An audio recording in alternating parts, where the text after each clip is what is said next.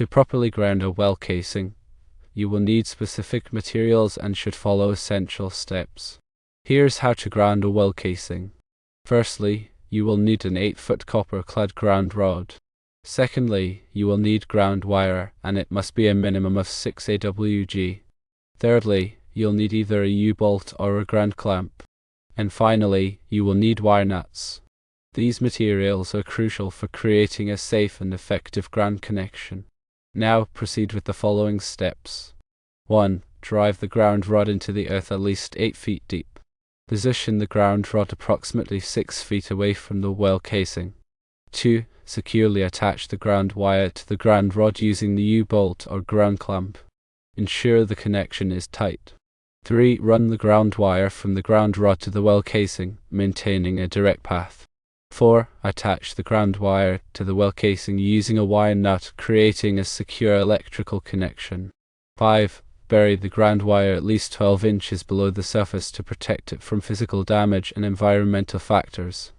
In addition to these steps, consider these tips. Use a ground rod that is at least 1/2 inch in diameter for optimal grounding capability. Use a ground wire that is made of solid copper for superior conductivity and corrosion resistance. Connect the ground wire to the well casing as close to the bottom of the casing as possible to provide the most effective grounding path. Make sure that the ground connection is tight and secure at all points to prevent any loss of continuity. Grounding the well casing is an important safety measure. This protects electrical equipment and prevents electrical shocks from occurring. In electrical systems, grounding is a critical safety measure designed to protect individuals and equipment from electrical hazards. It involves creating a low-resistance path for electrical current to flow back to the source in the event of a fault. Here's a more detailed explanation of why grounding is essential. Firstly, personal safety. Grounding protects people from electric shock. If a fault occurs in an electrical appliance or system, such as a wire coming loose and touching the metal casing, the casing can become energized. Without grounding, a person touching the energized casing could receive a severe or even fatal electric shock. With proper grounding, the fault current flows through the grounding path back to the source, tripping a circuit breaker or fuse and cutting off the power before anyone can get hurt. Secondly, equipment protection. Grounding protects electrical equipment from damage.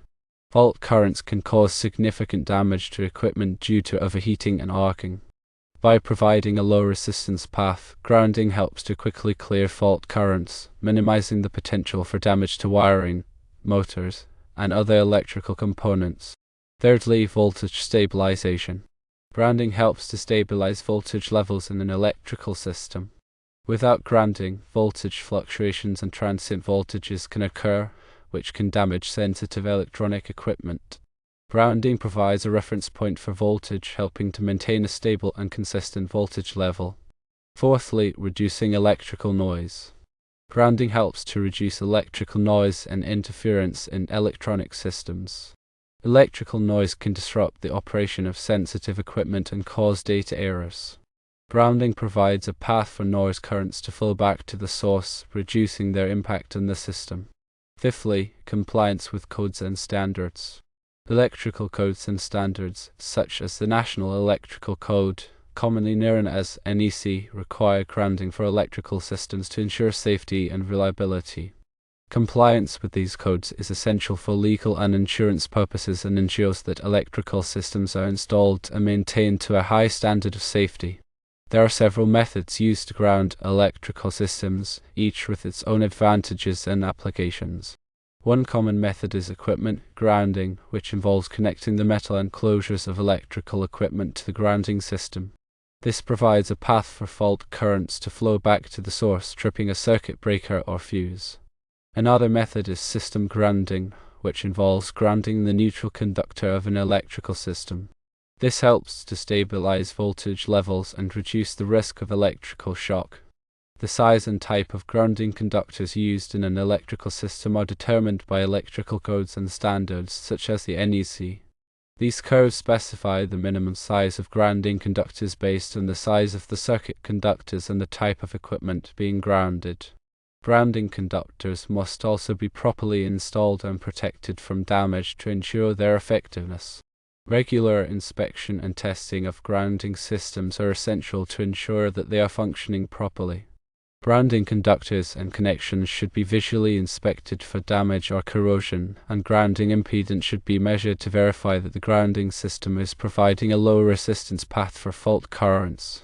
In summary, grounding is a critical safety measure that protects people and equipment from electrical hazards. By providing a low resistance path for fault currents, grounding helps to quickly clear faults, minimize damage, and prevent electric shock. Compliance with electrical codes and standards is essential to ensure that grounding systems are properly installed and maintained to a high standard of safety. The NEC provides detailed guidelines for grounding electrical systems. Some key articles include Article 250, which covers the general requirements for grounding and bonding, including the types of grounding systems, the sizing of grounding conductors, and the methods for grounding equipment. Article 250.4 addresses the general requirements for grounding and bonding, including the requirements for grounding electrode systems, grounding conductors, and bonding jumpers. Article 250.24 specifically covers the grounding of service-supplied alternating current, commonly known as AC, systems, including the requirements for grounding electrodes, grounding conductors, and bonding. Article 250.30 covers the grounding of separately derived AC systems, such as those supplied by generators or transformers, including the requirements for grounding electrodes, grounding conductors, and bonding. Article 250.50 addresses the grounding electrode system, which is the primary means of connecting an electrical system to the earth. This section specifies the types of grounding electrodes that are permitted, such as ground rods, ground plates, and metal underground water pipes, as well as the requirements for their installation and connection. Article 250.52 outlines the specific requirements for grounding electrodes, including the types of electrodes that are permitted, the minimum size and length of electrodes, and the requirements for their installation and connection. Article 250.64 covers the requirements for grounding electrode conductors, which are used to connect the grounding electrode to the electrical system. This section specifies the minimum size of grounding electrode conductors, as well as the requirements for their installation and protection. Article 250.66 provides guidelines for sizing grounding electrode conductors based on the size of the service entrance conductors or the derived phase conductors of a separately derived system. Article 250.92 addresses bonding requirements for metal enclosures and equipment, including the requirements for bonding jumpers, equipment grounding conductors, and other bonding methods. Article 250.104 covers bonding of piping systems and exposed structural metal, including the requirements for bonding metal water pipes, gas pipes, and structural steel to the grounding electrode system. Article 310.16 provides ampacity tables for conductors, which are used to determine the allowable current carrying capacity of conductors based on their size, insulation type, and installation conditions. These tables are essential for ensuring that conductors are not overloaded, which can lead to overheating and fire hazards. Article 430 covers the requirements for motor circuits, including the requirements for motor overcurrent protection, motor disconnecting means, and motor grounding. Motors are a significant source of electrical loads in many facilities, so it is important to follow these requirements to ensure their safe and reliable operation. Article 450 addresses transformers, including the requirements for transformer overcurrent protection, transformer disconnecting means, and transformer grounding.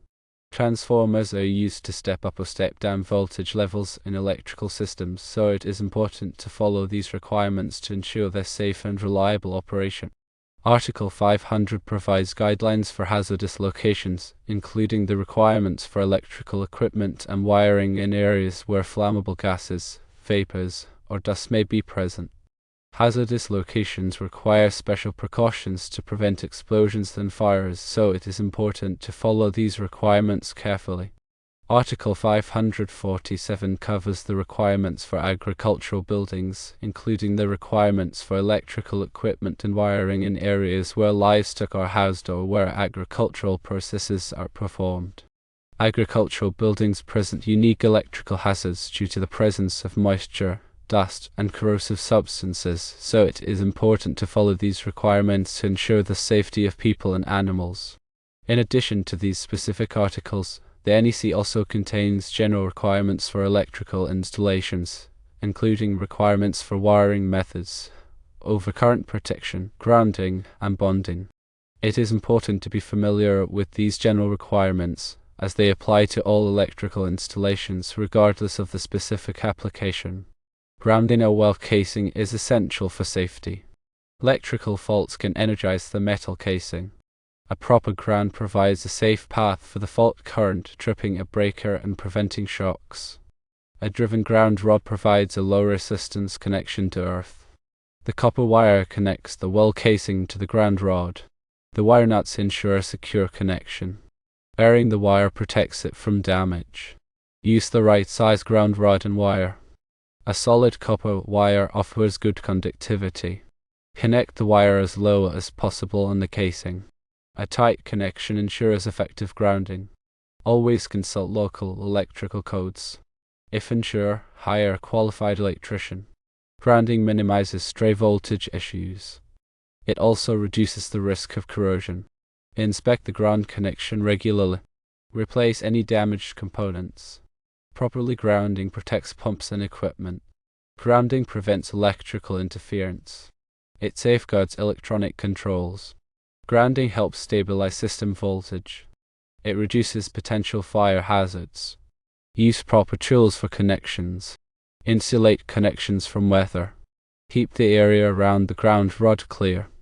Avoid damaging the ground wire. Test the ground resistance periodically. Ensure the resistance is low enough. Consider soil conditions for grounding.